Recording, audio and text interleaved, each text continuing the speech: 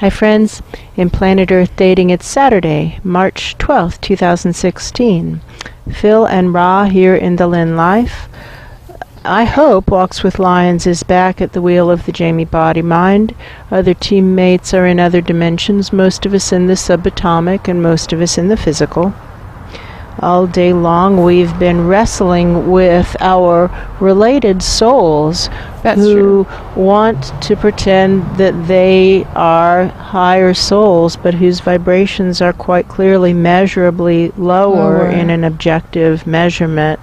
And therefore they are, according to the new rulings, our lower souls and not the reverse. It's just vibrational. Which soul has a higher vibration, that's the higher soul. That's true. And it doesn't have anything to do with geography of dimension of origin. It just is vibrational, a vibrational test.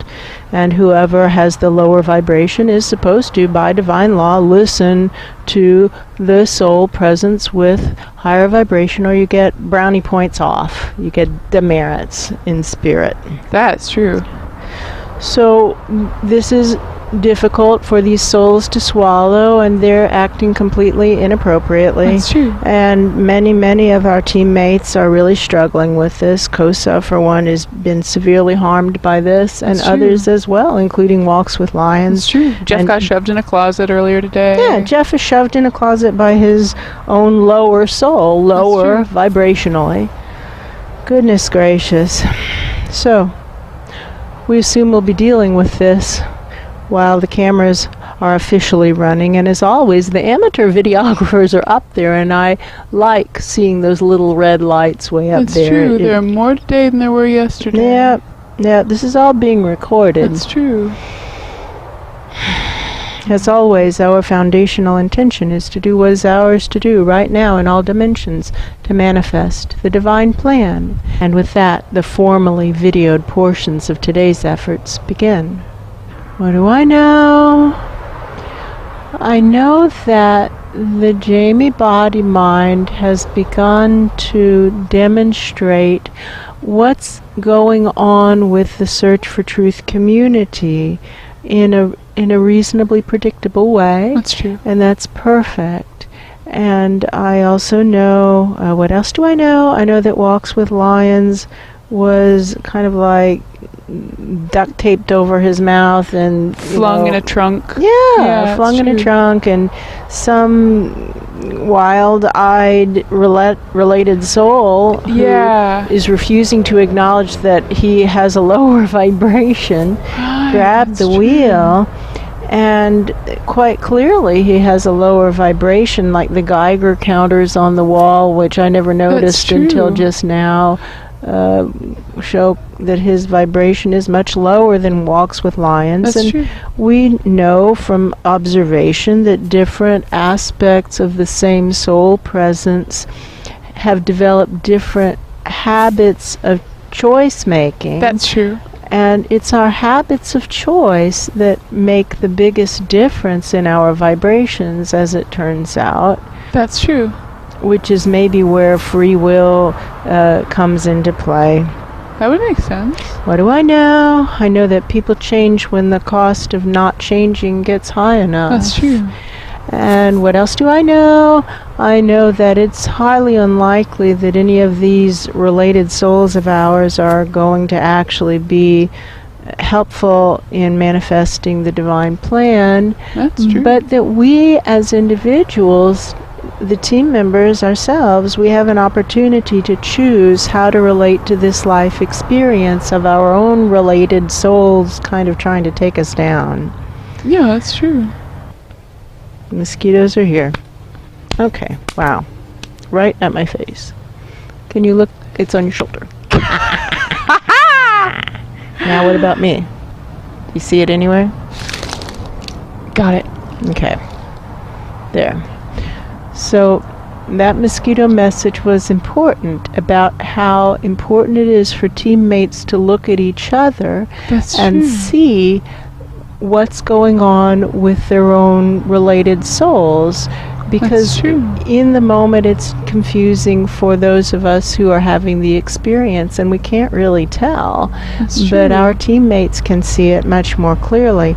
We can look at Kosa and tell that she definitely should not have listened to her those people. That's right. Yeah. To her related souls who didn't have anywhere near the vibrational pitch that she had, but she did choose to listen to them because it was too scary, I guess, to consider that she couldn't trust them, and she had thought of them as aspects of the divine for so long. That's true. That she's been reluctant to let that go, but the That's truth is still the truth, and we don't have to like it for it to still be true. That's true. And now she and Garth are, at least they're working in thing 6, but neither of them want to deal with reality at the level that's required here in the Central Search for Truth community. That's true. So they would be hurtful, not helpful here. They can't be here. That's true. Maybe they can make a difference in thing 6's life. It's possible. I doubt it. Yeah. But it's possible. Oh, and I hear what Jeff is saying. It's like he's getting the duct tape off his face and getting the rope off his wrists, and he's saying, I saw my related souls coming in with P-Ra earlier today in a group of related souls that P-Ra brought into the Search for Truth pillar with the kind of wishful thinking that they would make a positive difference. I saw my related souls coming in, and I think I could feel that the vibration was low. Did he not bring them in through the approach tunnel? No, they just kind of, it felt like they seeped in through the walls. Where is P-Ra? Come here. Come here. Come here right now.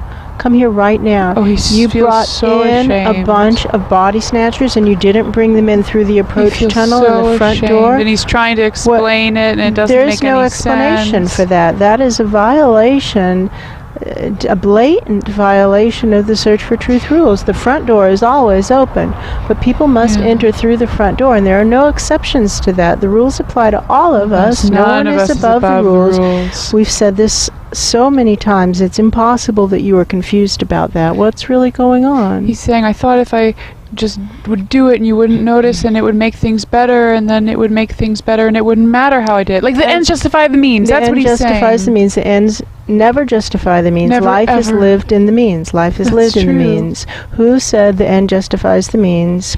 Machiavelli. Machiavelli said the end justifies the means. That's the vibration that you're listening to now. Listen, this is a life event. Can you see that that was a crazy mistake?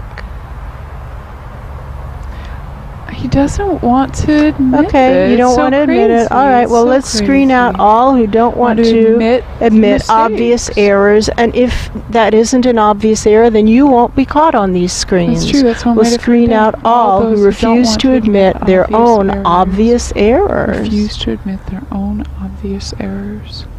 To the base of thing 36? To the base of thing 36, that's the project du jour, the abused child du jour, that abused child who is being supported by the infusions of soul energy provided gratis because of this project today. Well, that I don't feel him anymore. No, I don't He's not here, so that's a self-proving event. Again, our front door is always open, but people must enter through the front door. There is no exception to this. There is no exception. There is never any exception to any of the Search for Truth rules that have been channeled so consistently for so many years now. The rules apply to all of us. None of us are above the rules. Not even one of us. Not ever. Not for any reason. No one is above the rules. The rules apply to all of us. No exceptions.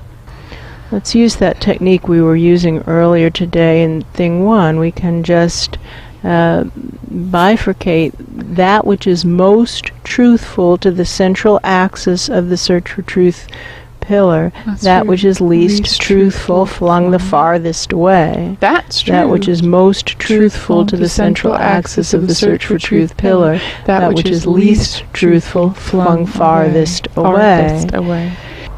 Our loose is saying something.